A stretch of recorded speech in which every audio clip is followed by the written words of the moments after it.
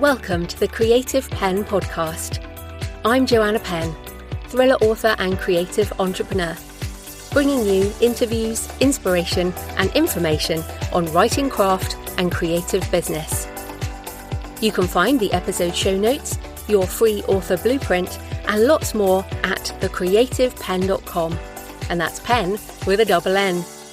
And here's the show. Hello creatives, I'm Joanna Penn, and this is episode number 864 of the podcast, and it is Friday the 15th of May 2026 as I record this. In today's show, I'm talking to James Taylor about SuperCreativity and KeyNote speaking with a nonfiction book.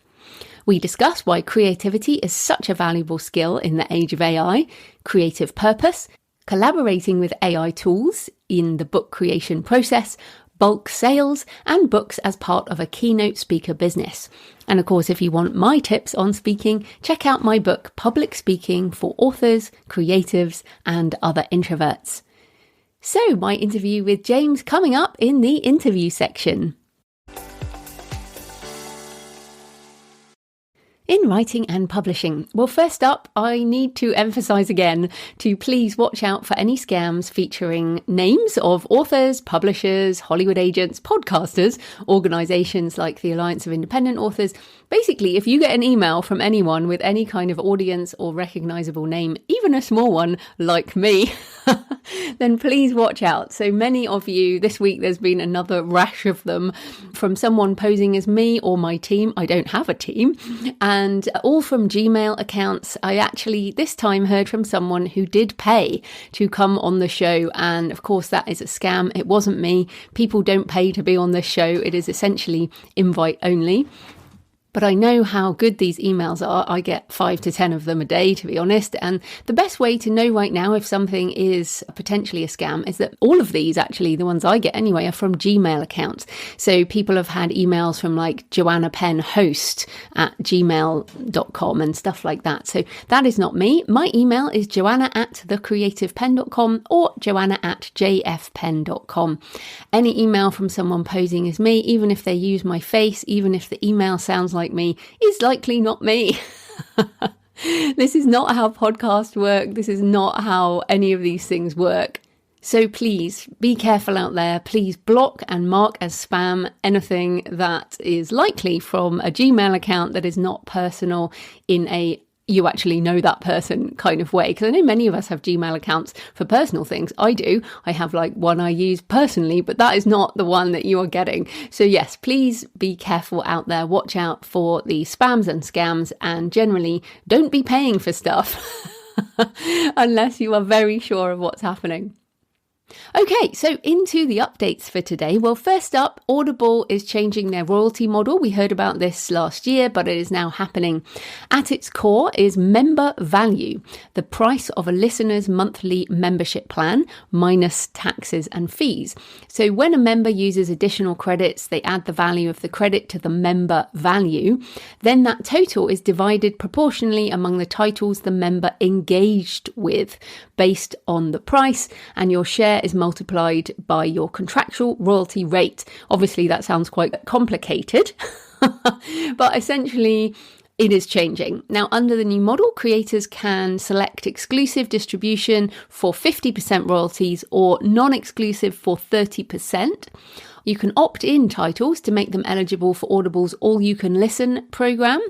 You can suggest pricing for titles, which is really big deal considering we've never been able to do pricing on Audible, and gain better insights with more detailed earnings statements, which is also good because the reporting on ACX has been truly awful for a long time. Now, the key thing is there is no choice. By the end of the year, the legacy royalty model will be discontinued. By that time, you must either choose to enroll your titles in the new model or discontinue distribution. We encourage you to enroll your existing titles as soon as possible. Starting May 26th, 2026. So that's why I waited to kind of talk about this, because as this goes out, it is next week as this goes out. From next week, all ACX creators can enroll existing titles. You just log on to ACX and do it. Personally, I will be doing this, but there is pushback from some indie authors. There's a number of articles, but Kindlepreneur has a good roundup. They say Audible is moving toward a streaming style model where subscriber behavior, listening patterns, subscription value and engagement all get blended together in a giant pool of money that gets divided up behind the scenes. In other words, the audiobook industry is starting to look a lot more like Spotify, Kindle Unlimited and other subscription ecosystems. The article is actually really good because it goes through how ACX has changed things pretty much every year since 2014 and a good perspective on how things keep changing. Nothing stays the same, and some of these changes sort of creep along and others are quite significant. And of course, the audiobook industry back in 2014, we only had one choice, which was ACX. I was one of the first people to jump onto it when it arrived for UK authors, unsurprisingly, after Americans.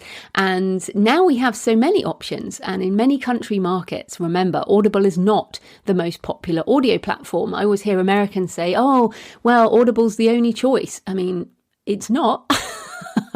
There are lots of ways to sell audiobooks wide.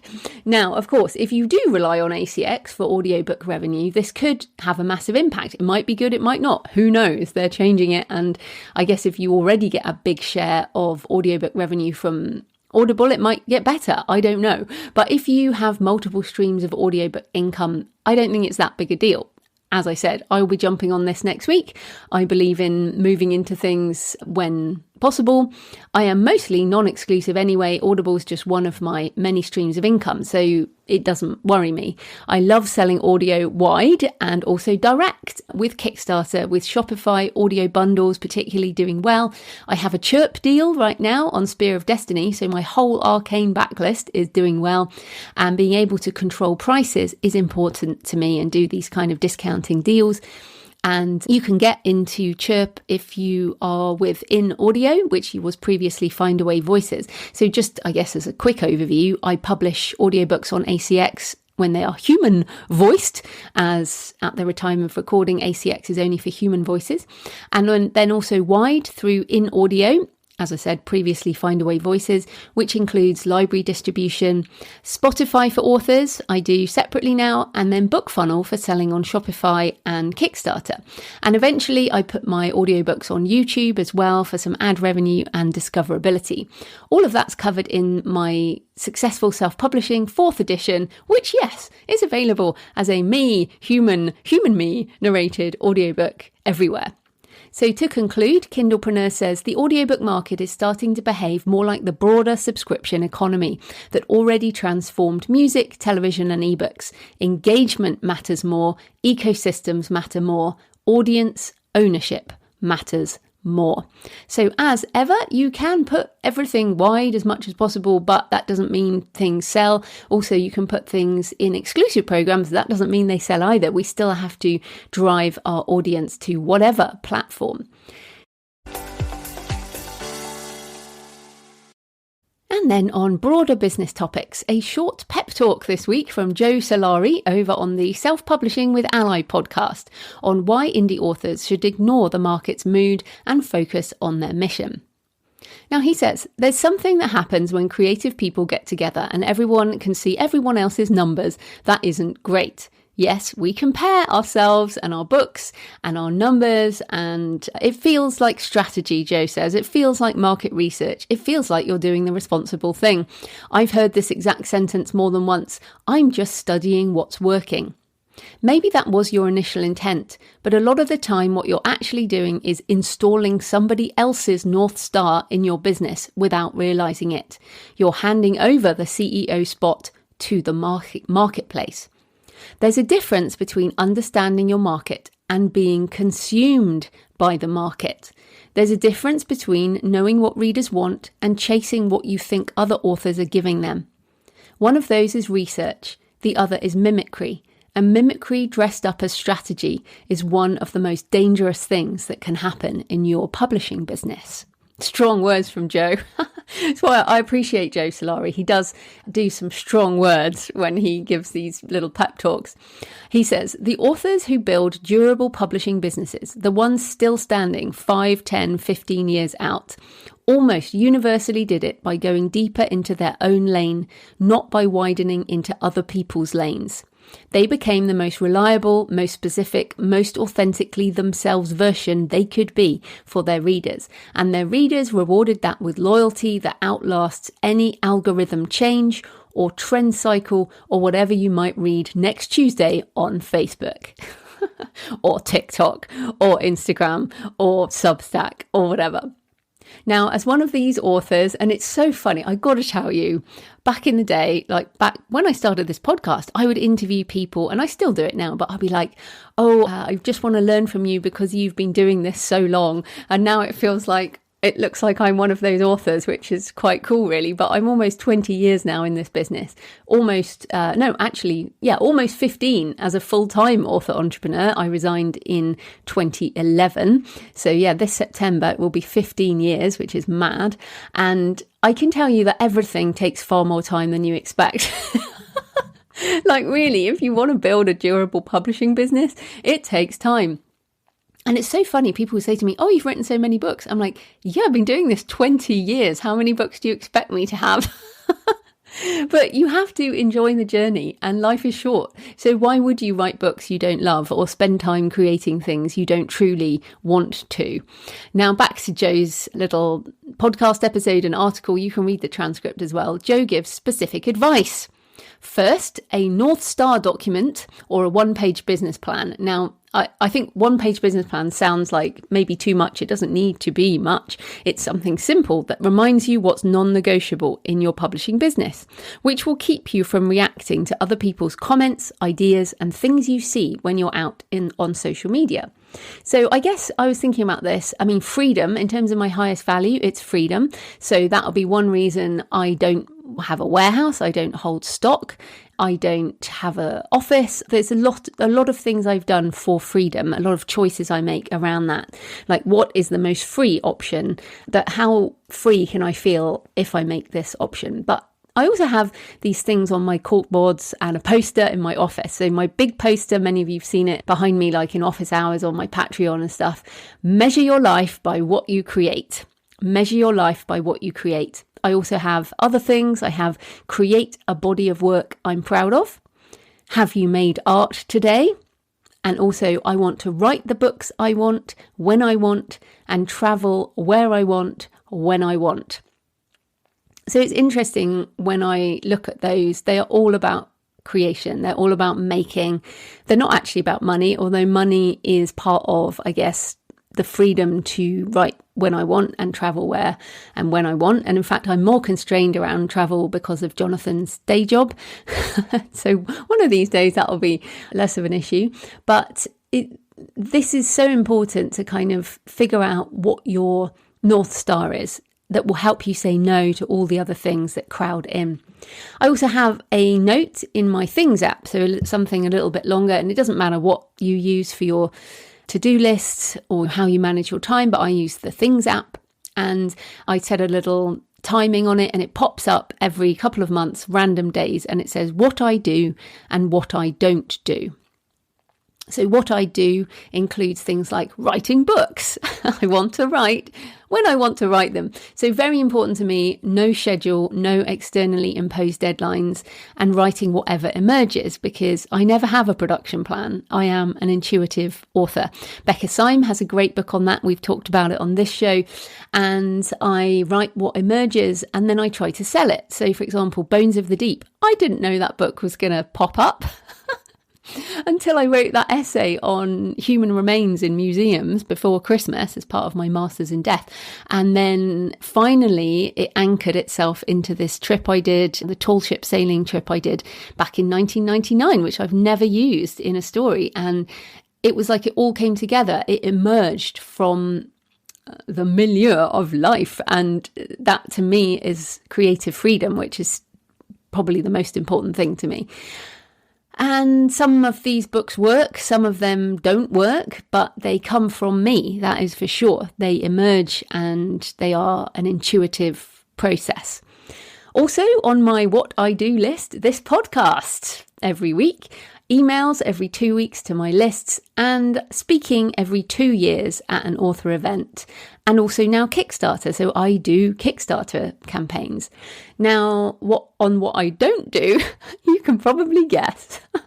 It includes TikTok, regular video in general, any kind of video generally. I do like doing book trailers as part of my Kickstarters, but that's about it for video.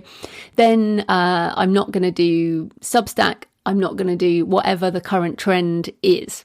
It also has included things like I don't co-write. I am way too much. I mean, I have co-written and I have co-written with friends, but it is not a process I particularly want to do again. Also, I don't write romance. I don't do screenwriting. And it's so funny because once again, I am slowly bending the rules on one of these things. It might be the screenwriting. I just can't help myself. But yes, it's good to have a what I don't do list as well. So back to Joe, he says, for 1 week, track all the social media you interact with, every Facebook group, newsletter, post, podcast, Substack, everything you look at, including your sales dashboard, and note how each one makes you feel. At the end of the week, look at the list and ask yourself, is this helping me with my business? Is it just noise about someone else's business, about the market, or about people's feelings about the market? Does it actually change how I should run my business, or is it just feeling? And you'll be shocked at how much of what you're consuming has nothing to do with what you actually care about. So Joe says, cut it, get it out. That way you can hear your own signal over the noise again. This is so important. I think this is why I walk so much. I walk a lot, and walking is, I think, how I'm able to hear my own signal a lot of the time. Very important. So this idea of cutting things out and simplification and getting back to basics, I think, is a rising part of the conversation in the author community right now. Elimination can be more important than adding things because there are so many choices. So if you're overwhelmed, just start cutting things out, even if they're good things, right? Like I had to cut out my books and travel podcast in order to do this master's degree, and I do miss it, but I think it's quite unlikely that it's coming back because I have so many books I want to write now that's how I want to spend my time. And when it comes down to it, the only non-negotiable is writing the books that burn on your heart and getting them out into the world. The books that you care about. I mean, literally, that is the most important thing. Otherwise, why would we be doing this? You know, we are writers. This is what we love. And the other stuff, that's all negotiable. So in personal news, I've been working very hard this week on my AI webinars coming up, and it is pretty difficult to get everything I now do and use in terms of AI into 2 hours for the basics and 2 hours for the advanced session. But it is such a good chance for me to review my own business practices, all the things AI can help me with.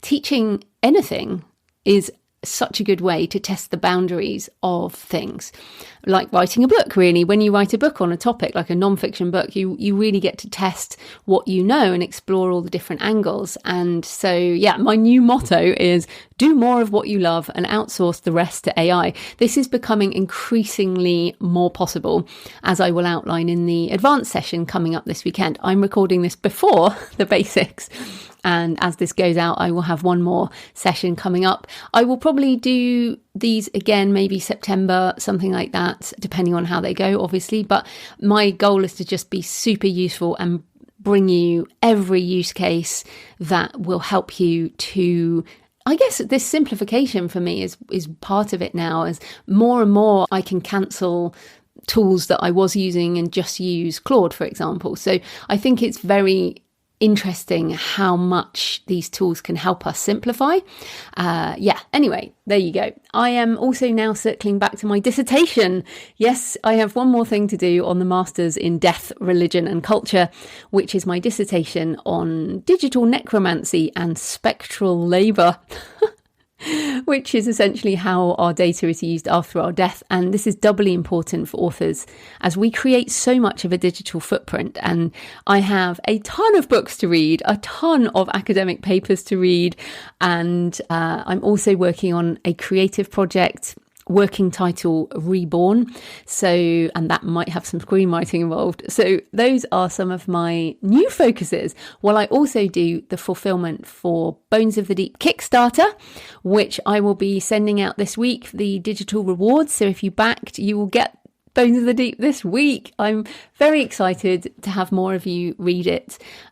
It's one of those books that, again, emerged, and in many ways it's very personal. I mean, it's totally not real, obviously it's made up, but it is based on a real trip I did, and the special edition has some photos in, and it's been really interesting to think about the impact that trip had on my life. And I might have said this before, but I sailed on this tall ship, the Soren Larsen, from Fiji to Vanuatu, and I'd never been to the South Pacific before, and I met a New Zealander on that trip, and I decided, after I got off the boat, went back to the UK, I decided then to leave the UK and travel. And I flew to Australia in 2000, moved to New Zealand, and was away for 11 years.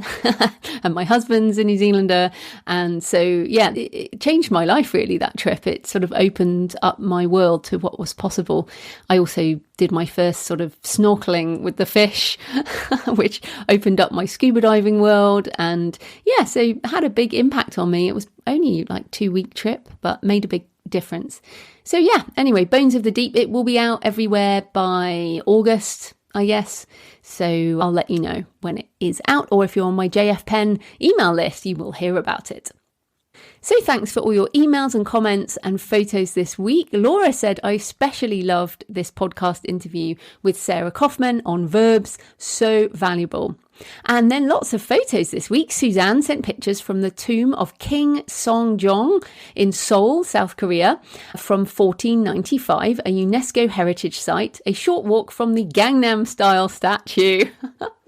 I love Gangnam Style. I have now probably given many of you an earworm. I must say I will have a dance to Gangnam Style anytime. Lee sent a photo of Munakata Shrine in Kyoto, Japan. And he said, if you look closely, you can see what I can only assume is the shrine's guardian cat keeping watch on the pillar. There are several cats that visited the shrine, presumably going about their various religious duties. And Cheyenne sent a picture from a church in Cherbourg saying, a church that makes me think of you when I pass because of all the gargoyles, some lovely stone ones. She says, from one angle, they look so menacing, like they're demons coming after you. But from another angle, they look just like scared little puppies who are as afraid of death as we are. So that's my take on Memento Mori. Death comes even for the demons. And I do love a gargoyle. And if you didn't know, gargoyles always have a water spout. Their job is directing water away from the stonework, and it comes from French meaning throat. And if there is no drain hole, if you look up and there's no drain hole, they are called grotesques. So if you didn't know that, there you go. I have pictures of various kinds on my books and travel site, and I did mention I gave up the podcast, but I still blog on it. Certainly I have a Gothic cathedral landing page as well. Lichfield Cathedral comes to mind with some very cool gargoyles, so I'll link to that in the show notes. Okay, please leave a comment on the show notes at thecreativepenn.com or on the YouTube channel. You can email me, send me pictures of where you're listening or your favourite cemetery or churchyard. And yes, of course, it can be multicultural. They don't have to be Christian cemeteries or churchyards. It's great to get some from different places and religions. My email, once again, joanna@thecreativepenn.com. I love to hear from you. It makes this more of a conversation. So today's show is sponsored by Kobo Writing Life, the self-publishing platform built by authors for authors. KWL is dedicated to empowering your indie career and helping you connect with readers worldwide. Maximize your book's potential. Publish wide. And talking of audiobooks, you can publish audiobooks wide through KWL Direct. If you upload direct, you will get access to the promotional possibilities, or you can also upload on InAudio, and that will make your audiobooks available there. Kobo Writing Life empowers you to reach every corner of the Kobo global audience, ensuring your work is available wherever readers are searching for their next favourite story or non-fiction book. don't limit your discoverability to a single marketplace for ebooks and audio. With Kobo Writing Life, you retain full control over your rights and pricing, giving you the freedom to build your author business on your terms. You also get access to promotional opportunities on the platform. Go wide and let your books truly travel the world.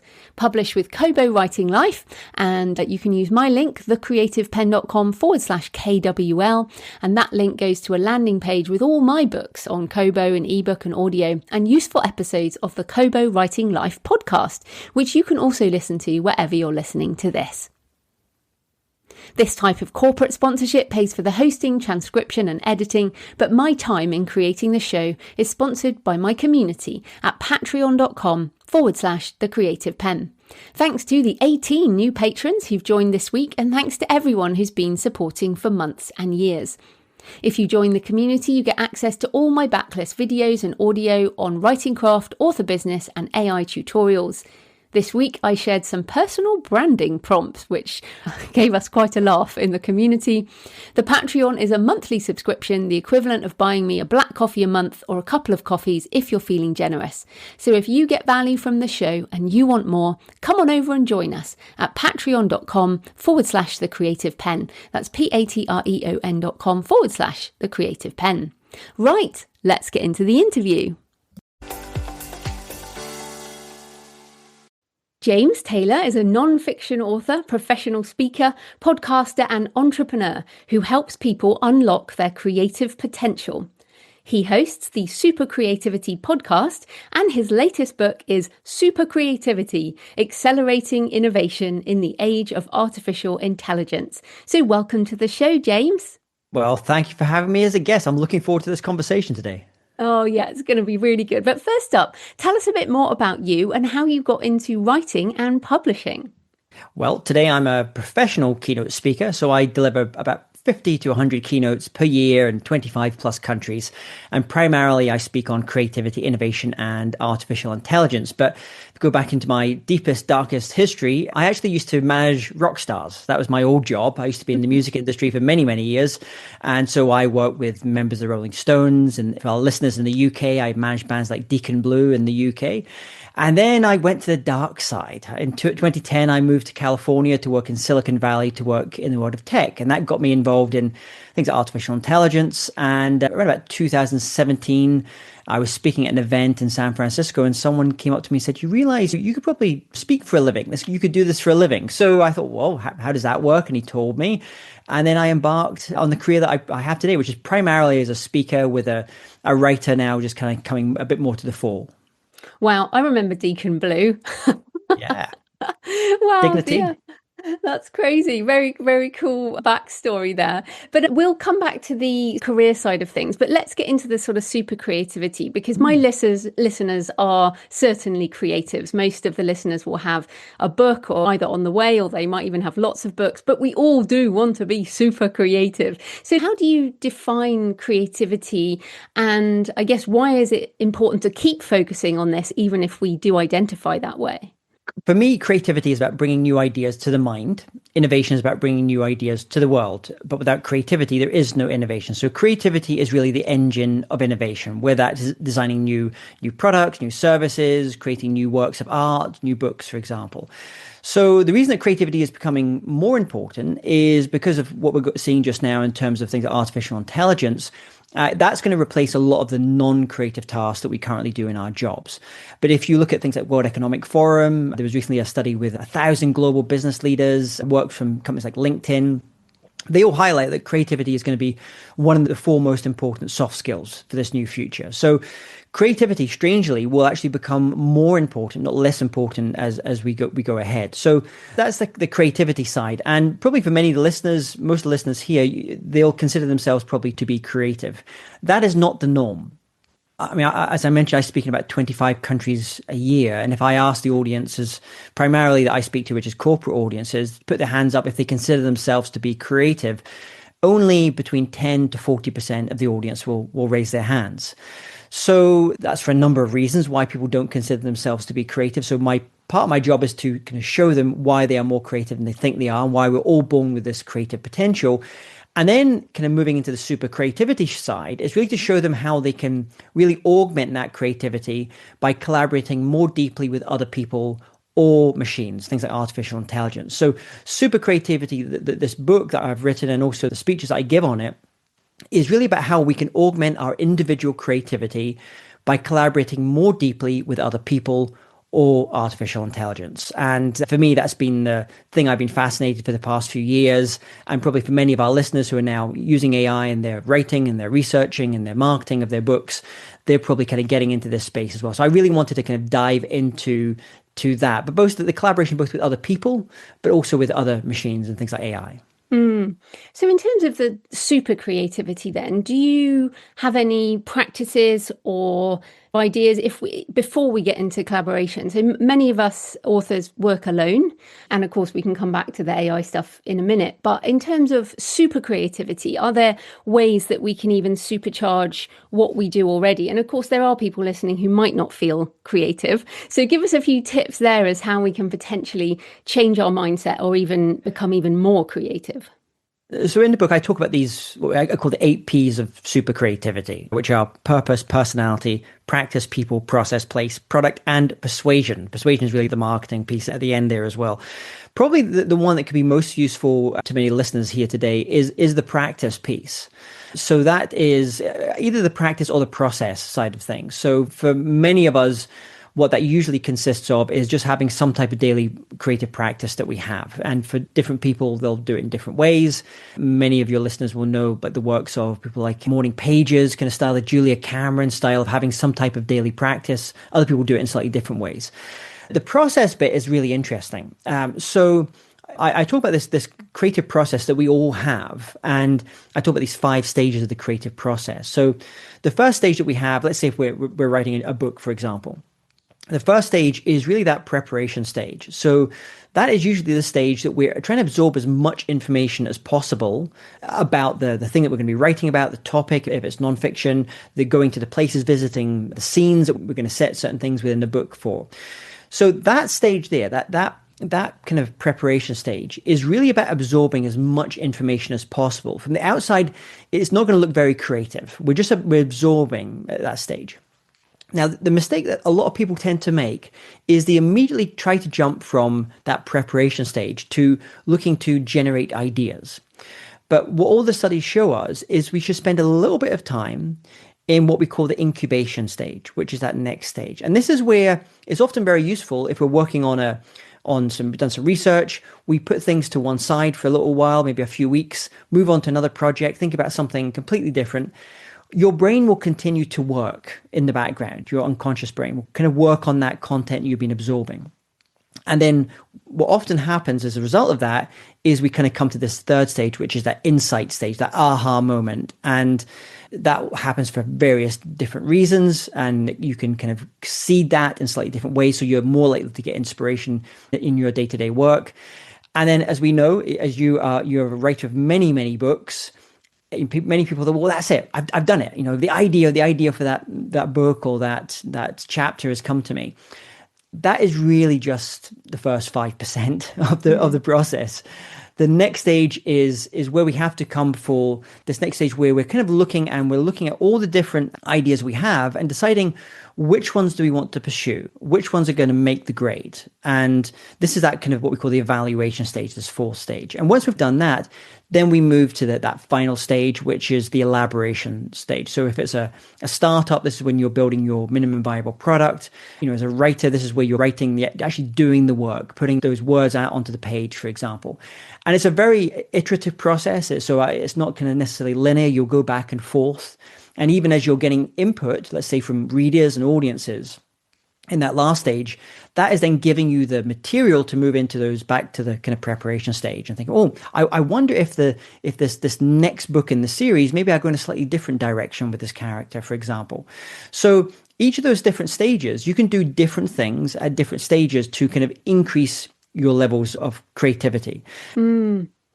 Yeah, I love all of that. But can we go back to purpose? Because you mentioned that as one of the P's. And I think this is something that a lot of us need. So, as we're recording this in April 2026, the world is an interesting place. There are lots of things going on that have people worried about the world. And while we're not talking about politics, I think one of the things that people struggle with is what's the point in writing this story, for example, or what's the point in trying to get my words out there when things are difficult? Or, so I feel like coming back to purpose is perhaps the thing that helps people even take it into the process, as you were talking about. And then, of course, just from a sort of practical angle, is purpose about making money, for example, or reaching people? Or so maybe you could just talk about the purpose side of things. Yeah, so I talk about these three different purposes, and it's not that there's just one part that is just but usually there's one that maybe predominates on different projects. So let's just talk about each of these three kind of main purposes that we tend to see. So the first one is kind of creativity as play. So it's what we're basically, as humans, we're hardwired to do. This instinctive joy that we get just for creating for its own sake. There's nothing that really kind of sits kind of more than that. We just have fun. We find pleasure in creating something. That could be a musician creating a piece of music, or a sculptor creating a sculpture, or an entrepreneur creating a new business or a new product or a service. There's just this sense of play. And one of the things I talk about in the book as well is this idea of being childlike, not childish. And what you tend to find is in children, if you look at children, you see this very instinctively. If you see a 3-year-old or a 5-year-old, you give them some crayons and they will just naturally just work, they will create. That's kind of part of who they are. And it's pretty abstract. And then what happens is they go to school and they're taught useful conventions, and this is how you should do it. And you even see their work start to change. You start to see them move from abstract type of paintings that they're doing to more formal kind of structures as well. And then you get your peer group, and then you go to college or university, and you go to the world of work, and you're taught all these useful conventions, and that's fine. But as adults, it is a responsibility of us to go to become what we call post-conventional, where we see these conventions that we have as a useful signpost, but we're willing to also challenge them. We're also willing to have a playfulness in what we do. So the first one is this hardwired thing as creativity as play. The second one, and this is maybe for a lot of your listeners, the reason that they are writers, is as self-expression. It's a way that for some people, they'll say it's a way of placing something out into the world. I was actually just in France recently, and I was talking to a young visual artist, a painter from Hungary, and she had to get up and give a speech, and she really hated doing it. She was having to talk about her work, and she really was uncomfortable, and I could see the discomfort, and my kind of heart went out for her, because that is not the way necessarily that she primarily expresses herself. She expresses herself through her art form, which is painting in her case. For many of us, we might struggle to get on a stage, but we can express ourselves in the written word as well. And that's kind of what we do. So we have something we want to say, a position we want to have, and we want to express that and get that out into the world. And then the final one is just this idea of legacy. And that is not going to be for everyone. I can tell you, for me personally, legacy is not the reason that I write and do a lot of the stuff that I do, but maybe that changes. Maybe as we get a bit older, we want to leave a body of work in what we've done as well. So those are the three, often the kind of the purposes that we have within that. But then you mentioned the financial side of what we do as well. So this kind of starts to come into it, and it's almost like within that self-expression, because we need to be able to get people to buy our books or download our books and read our books in order to give us the ability to write new works and to create new things as well. So the financial side is an important component of it, but it's not the only one. And just to put this in a little bit more detail on this, a bit more granularity, I think it was a great question any writer should ask themselves. One of the first questions that I asked myself as a relatively new writer for nonfiction is, why am I writing this book? What is the purpose of this book? For me, primarily, it is a form of self-expression. And then you can have to go, well, that's fine, but I also need it to have some type of financial basis for it. It doesn't need to be the main driver of my income, but I need to have some type of revenue model for it as well. And I'm happy to kind of talk about revenue models, because probably the type of revenue model that I have as a writer is going to be different for maybe other listeners, for example, because I tend to focus more on bulk selling of books rather than individual kind of selling of books. Yeah, I definitely want to come back to revenue models and business, but a few other things first. I want to circle back to collaboration because I've certainly co-written with some humans, and I know a lot of listeners either have co-written or collaborated with other humans, and some of it works and some of it doesn't. And you have some great information here on human plus human creativity and collaboration. So maybe you could first give us some tips on how we can be more effective collaborators with other humans. So there's a whole section about this idea of creative pairs. Often if you look at either great creative work or innovative companies, very often when you strip it all back, you'll find at the core of that lots and lots of creative pairings. So that is usually two different but complementary personalities who are willing to develop and challenge and improve each other's ideas. So we think of like Jobs and Wozniak, let's say in the world of business, or Warren Buffett and Charlie Munger. For authors, often that relationship is the work with their editor. And there was a documentary I saw, and I think it was a New Yorker documentary that came out a little while ago, talking with a writer of history books about his relationship with his editor. And it was a really beautiful kind of relationship. And these were two very different personalities. But what worked is that the fact that they were different, and a core component of that, of having what we call these kind of creative pairings, is this sense of trust, or what maybe some people today would call psychological safety, that you're willing to challenge someone's ideas, but in a space of trust. In fact, the Germans have a great phrase for it. In English, it translates as someone to steal horses with, which I love. Is this idea, and hopefully our listeners have that person where you can go to them and listen, I have this idea for a book or a chapter or a character. And that person is a kind of yes and. It's like, well, yes and, but have you thought about doing this way? Or what would happen if you did this? Or they stress test your ideas. They make your ideas better. And for many of us, maybe it's our husband or our wives or our partners. Some of us are lucky enough to have editors. And I know that when I started on writing this latest book, I actually had someone like that I kind of worked with, a human, and so not an AI, that I kind of worked with just to help, especially on the kind of taking all these random thoughts and ideas I've been expressing in forms of keynotes and putting it into more of a book form, because the format and the structures that we use for telling stories as a speech, let's say, are quite different from the structure that we would use for a book or a nonfiction book. And so I didn't have as much experience there. So I wanted to have someone that could say, like, have you thought about structuring it this way? Or this is a great story arc you might want to think about. Or this is a great structure you might want to do it in. So, I mean, I don't know if, for you, Joanna, like, who is your creative pairing? Who is someone that you steal horses with? Well, it's funny. I really think since the arrival of Claude Opus 4.6, it is absolutely Claude. Yeah. All the way. I mean, so we could come on to that next in terms of how AI has changed, because I do still work with a professional editor for both fiction and nonfiction, but it is very much in the make my finished work better. It is not in the exploratory phase. And I find particularly the latest reasoning models to just be fantastic at this. And my Claude is not sycophantic. The Opus 4.6, I'm sure you've been using it too, but it's just not.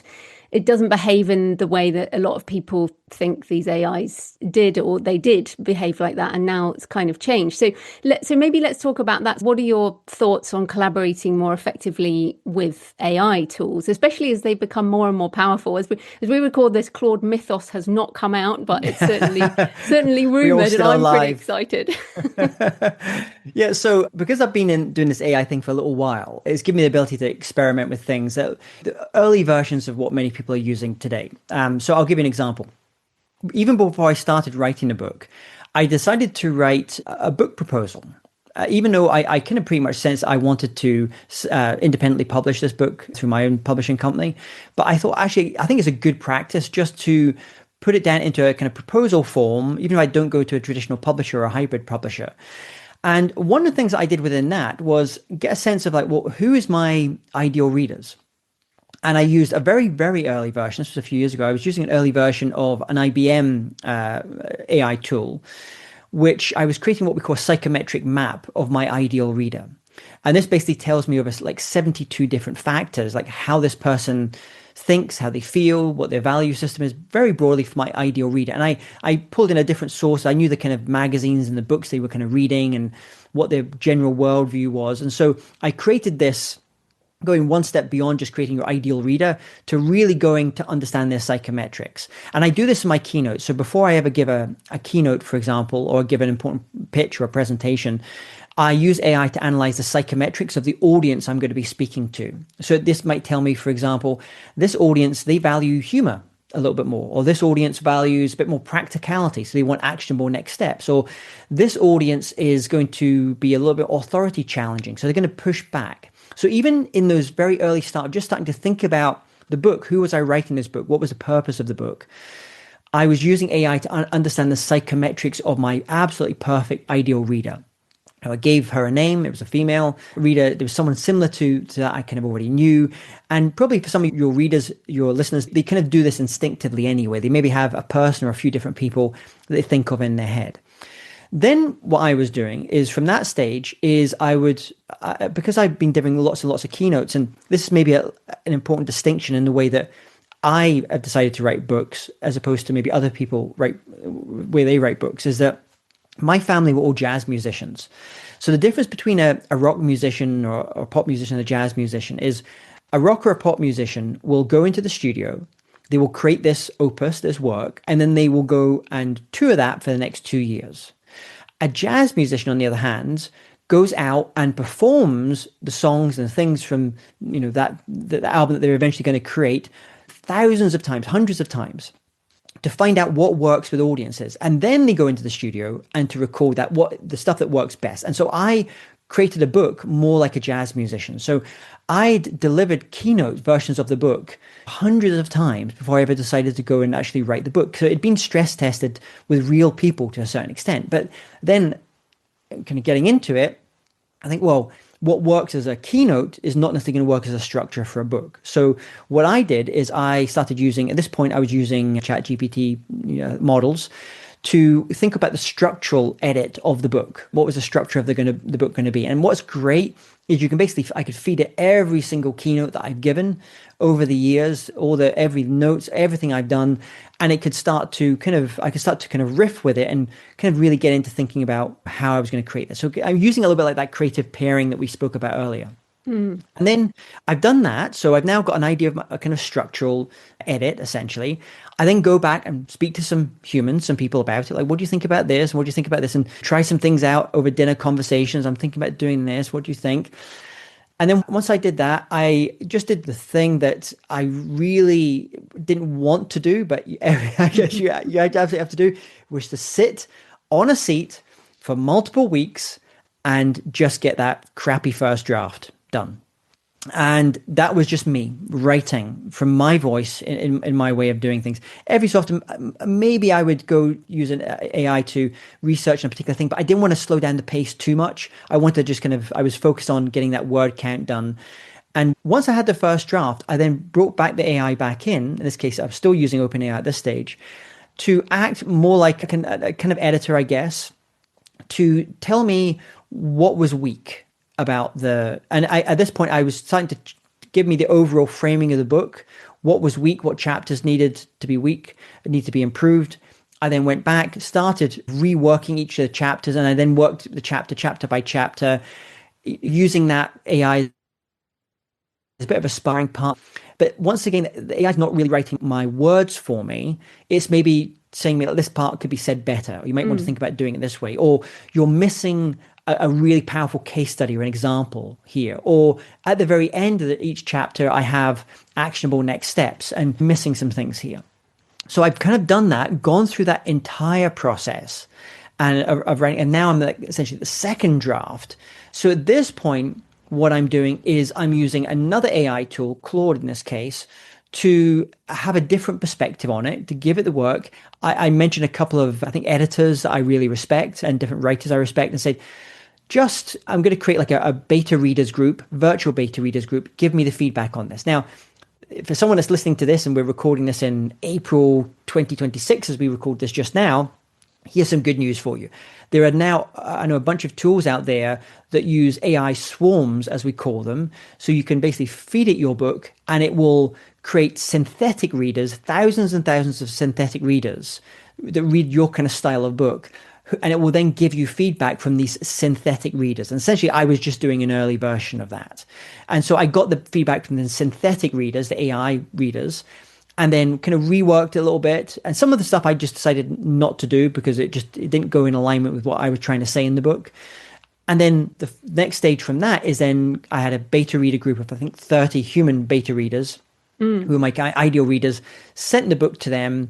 They gave me feedback. I then used AI to kind of give me an overview, a report of all their feedback. And I was able to then go back into reworking the book. And this is still just really now like draft 3 of the book. It's not the final book at this stage, but just to give everyone a sense of like, just kind of opening the kimono, as they say in America. This is how I used it, an example of like, you can see how the human and machine was kind of working together. Yeah, I love that. I also often say to people who are speakers first that you can, if you have recordings of your talks or if you use your slide decks to record them as MP3s and then just use that transcript as the basis of a draft. Obviously, it's not the book or a chapter, but it can actually preserve your voice, your speaking voice, which can, I think, be really effective for speakers. But yeah, I like your multi-step process there. And then, of course, if you have audience avatars in AI, that can help you design your book marketing. So just maybe take this into book marketing and how you're doing that. Yeah, so I still decided to go old school with a human book editor that someone had recommended to me. And I used that human book editor just to go through the book. And at that point, we're talking about some stylistic things that we wanted to do. And they can pick up other things as well. So I've kind of got that book. And then I'm now obviously starting to use AI to understand what tags, what kind of copy do I want to have in terms of putting it onto Amazon and putting it onto Ingram Spark and all these other platforms I want to put it out into. I then really use this. Once again, I'm using now Claude here. And with Claude in particular, you have something called co-work. It wasn't quite fully happening at that point, but there was like early versions of it, Claude Code, to almost now start working with creating a virtual marketing team that would give it the book, and then they could start thinking about what is the strategy what is the marketing strategy for this book? What does the campaign look like? What are the things that we need to do? And that was then starting to break it. We're now 3 months out or so before the book is due to get released. And I'm now starting to kind of deploy that particular campaign. And so, for example, I'm on a podcast just now as well. And we tried different versions. We have a human like going out and reaching out to potential shows me to podcast, be a guest on. But I also have an agentic AI that's also going out and reaching out to lots of different, finding and researching podcasts and reaching out to those podcast hosts to have me as potential guests. So they're doing some of the tactical work there at the same time. One mistake I made, and I don't know if you've experienced this as well, and if I was to go back, one thing I would do differently is I decided to record the audiobook version after the physical book was already committed and it was ready to go out. And I noticed so many just little small errors or things I would change after having spent 2 days in a studio recording the voice for the entire book, and that I could have changes I would have made. And this is something other people did ask me, why are you not using 11 Labs or using an AI clone of your voice to read the script? And there's some things I feel quite personal, and my voice is one of those things as a professional keynote speaker that I decided I wanted to keep and I wanted to have in there. So it's going to be different for everyone, which things they decide to offload to AI, which things they decide to give to a human member of their team, what they decide to keep to themselves. Yeah, I mean, I human record my nonfiction, but I have an AI voice clone with 11 Labs for my fiction now. So, yeah. But obviously also for people, you can't put an 11 Labs voice cloned audiobook on Audible. And a lot of your sales will be Audible, especially for a book like this. So I think that's also important. But yeah, I agree with you on doing the audio edit. There's always things you want to change. But as you mentioned, you're self-publishing this or independently publishing this. So you can just go in and change your files, I guess. And that was the other reason. And this was part of the marketing. And now we're kind of moving into like the marketing and the business model behind the book. And so For me, the book doesn't have to be a financial driver in its own sense. So the way that I sell books, and usually people like myself, professional speakers, is we bulk sell books to our clients. So let's say if I'm speaking at, this month, I'm speaking at 4 different events, each have about 1,000 people at them. And those organizers, what they will do is they will buy, say we want 1,000 copies of the book. And so as well, that at the end of that month, you might have sold 4,000 copies, not individual copies. So anything that sells on Amazon or in other places, almost like a positioning piece. Obviously, you want people to buy the book and learn things from the book. But in terms of the distribution model, it's slightly different because I'm primarily selling through bulk sales of the book. Now, here's a little twist that you can do on this. And this is a decision I kind of made even before we released this version of the book, is I speak to lots of different industries. So there was a speaker and an author, and I've forgotten his name now. I think he was from Florida. And what he decided to do was to write a slightly different version of his main book every year, but for a different industry.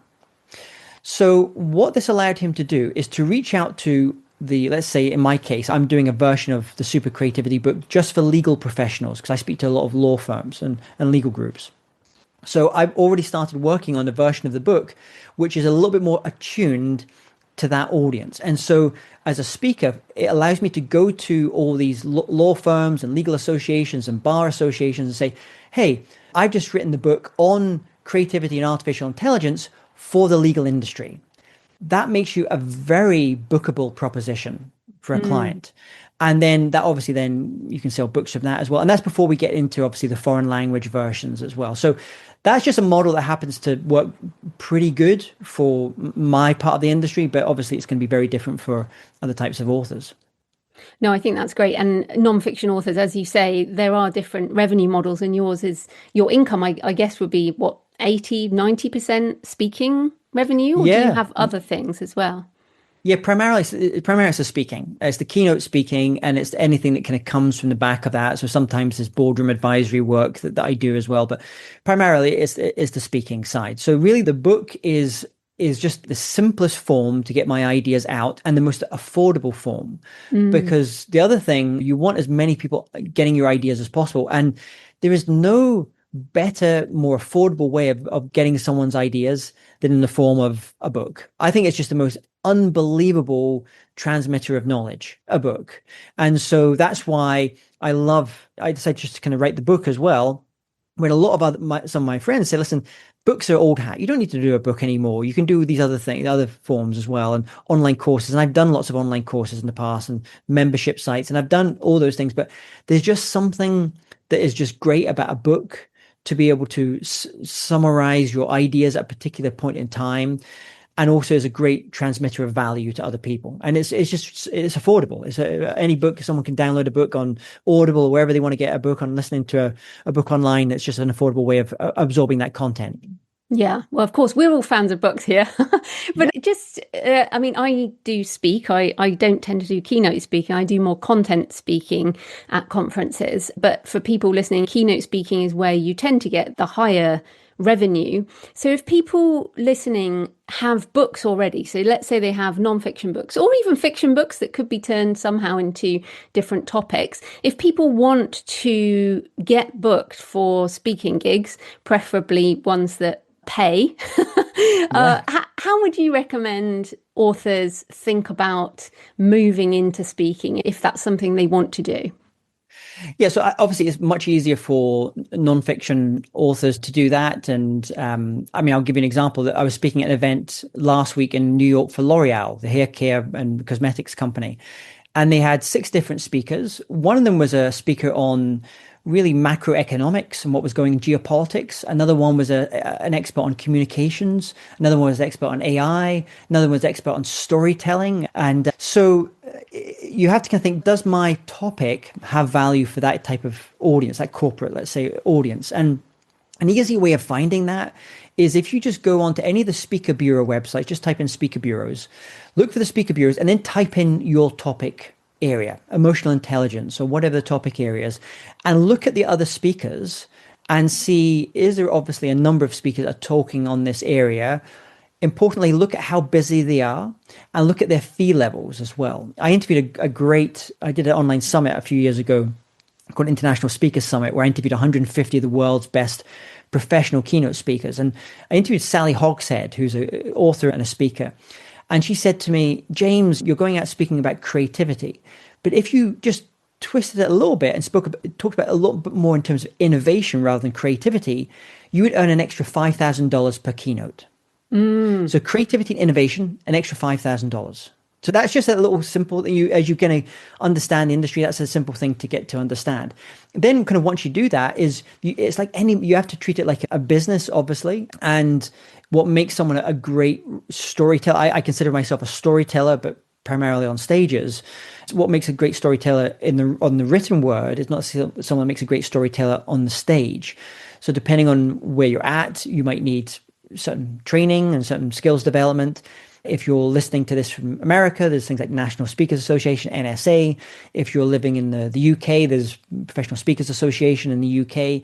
These are great ways just to kind of develop your skill set and learn from other professional speakers. And here's the good news. I didn't know anything about professional speaking up until 2017, 18. And it was only just from having a conversation with someone who said, listen, you have some original thoughts. You can get paid to speak about this on stage, and then spending the next year kind of really researching and understanding and looking at how doing it and creating a minimum viable offer, product, a speech. That was a very short period of time, a year. So most of the listeners here have gone through that process of writing a book, which takes many, many months. So you have the stamina, let's say, to kind of do this type of work. You just need to find out, and I found out for myself, I thought I was going to be a speaker in marketing. I thought that was going to be my thing. And it turns out that's not what the market wanted from me. They wanted me to talk about creativity and artificial intelligence. So you have to kind of listen to the market. Like you have to listen to your audience. Yeah, I think that's really interesting. I was also a member of the PSA here, and I learnt in Australia with the NSAA, as it was, over there. And that thing about who you speak to. So I mainly speak to author conferences who, I just want to be frank, don't pay very well, if at all. So exactly what you said there. If you want to be a highly paid speaker, you have to pick the audience who's going to pay, as well as a topic that kind of works with them. It's a very different thing to writing a book, I think. It's a different model. And this is what was interesting when I interviewed those 150 professional speakers, is the thing that came back loud and clear is there is a model to suit everyone. So the model that works for me, which is getting paid high fees to go and travel around the world, speaking on stages to primarily corporate audiences, that is not the only model. There is another model, which is called you sell from the stage model, where you maybe don't get paid anything to go and speak on the stage or very little. But what you're doing is you're selling your consulting, your online course, your books, your other products, sometimes called the back of the stage. And that's another model as well. I have friends who have young families and they're writers and they don't want to schlap on planes like I do. So I know one speaker in particular who never leaves his own city. And he is a very successful professional speaker. He happens to live in Orlando, Florida, which is one of the busiest cities for conferences. So literally, he's home with his kids every night. He gets to do all this cool stuff he wants. He never has to step on a plane if he doesn't want to. So that just kind of shows you the range. And I remember I interviewed one person for a speech, which was the Buddhist monk. That was his title, and a French speaker and author. And he figured out he could live very affordably by living in Thailand. So he lives in Thailand for part of the year, and he's very into meditation and mindfulness and yoga and writing. And so he figured out he only had to give 2 keynotes per year to pay for his entire lifestyle. That was it. So that gives him a lot of freedom. He does those 2 corporate keynotes a year. And for the rest of the year, he's doing his yoga and he's doing his meditation and he's doing his writing and surfboarding, whatever he's into as well. So you can see there's a whole range of different ways you can design that life. Yeah, we talk a lot about definition of success, and it's great to hear those different examples. So before we finish up, I just want to come back to your journey into the writing side, into books and self-publishing. And we all understand, me and the listeners, we understand how hard it is to write a book and also to market a book. But we got the bug. So I wonder, how much have you got the bug? Do you plan on doing more writing, more books, or do you still want to lean more heavily into speaking? Primarily, the income for me will still come from speaking. And I remember listening to Elizabeth Gilbert once when she talked about her writing. She said she always wanted to have other things. So she never had to push onto her writing that it had to be the income stream for her. If it was successful, great, that's fantastic.